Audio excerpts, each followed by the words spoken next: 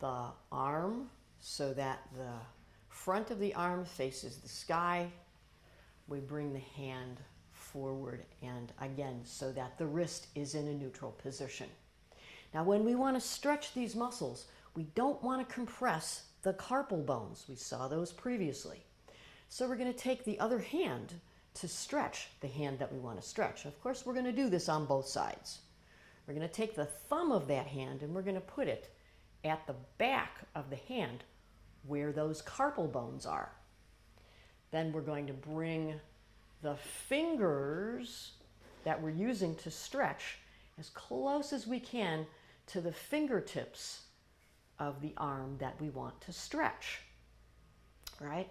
If you're doing lots of this, it can get tight all the way to the fingertips. So thumb behind the hand where the wrist bones are, then bringing the fingers that are doing the stretching as close to the tips of the fingers as you can. The thumb presses into the carpal bones so the carpal bones don't get compressed.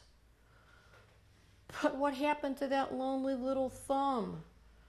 We need to have something to press the thumb against.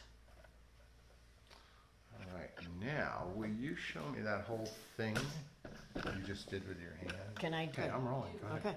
So we take the back of the hand, we put the thumb onto the back of the hand, bring the fingertips that are doing the stretching as close as we can to the tips of the fingers of the side that we want to stretch. And what about that lonely little thumb? The thumb we press lightly against something. Now you'll notice I have the elbow flexed and then I bring the elbow into extension. Some of those muscles cross the elbow, so it's important that for those muscles the elbow is straight.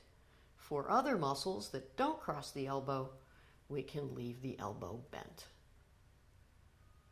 Hold that right there. Where's that thumb? Oh, I moved it. Sorry, it was That's up okay. there. Yeah, that's fine. Oh, now we can do shadow puppets.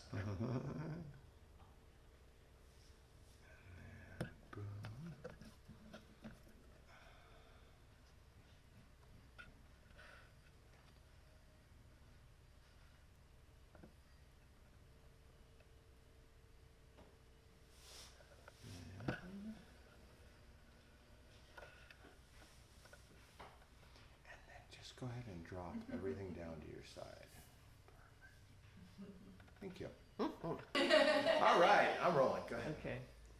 So while we're working on putting this video together, I'm holding this stretch and holding this stretch so that the camera angles and all can be just right. And it reminds me to remember to tell you all that there's a number of research studies that have been done on stretching that demonstrate that the older we get, the longer we have to hold our stretches.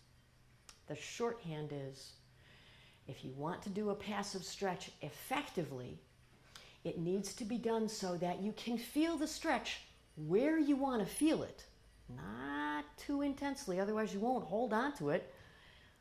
If it's too intense, the muscle might tighten up, and that's the opposite of what we want to do. And furthermore, if you hold the stretch effectively, you hold it for 1 second for every year of your life.